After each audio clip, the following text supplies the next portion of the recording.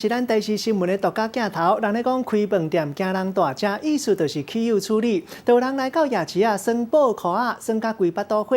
这是台中有人买200块的报箍锁定一个物件，小连续报到5个，准备要来搁算的时，头家煞不爱互伊算，讲这个物件是有限制，袂当搁再算啊。问题是手头这个箍也未用完，买的时头家嘛无成品好势，互伊感觉安尼无合理。消保官嘛讲，业者违反契约，消费者嘛会当依法要求赔偿。靠，你看阮钓罪，你才要甲阮讲先当了评，安尼就争议啊，对无？没有争议。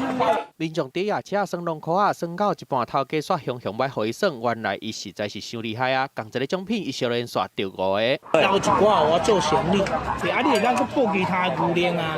要买，你爱说，但消费者告知，对不对？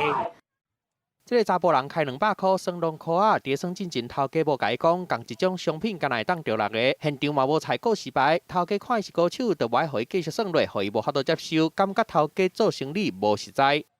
如果说事前没有告知的话，其实那是业者片面的变更这个契约，消费者可以主张说，你这个变更契约必须经过我同意。如果因此而造成消费者的损害的话，消费者可以举出具体的损害去要求业者损害赔偿。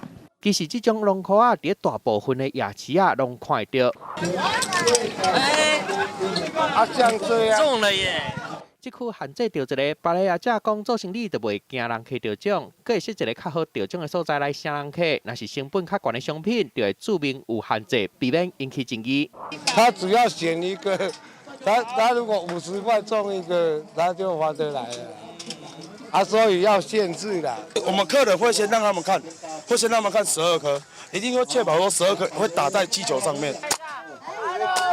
民众说夜市就是要来食物件来算的，这个查甫人煞算甲规巴肚火。消保官讲，消费者若是有争议，会当去各县市的消费者服务中心申诉，甲家己的权益讨回来。记者综合报道。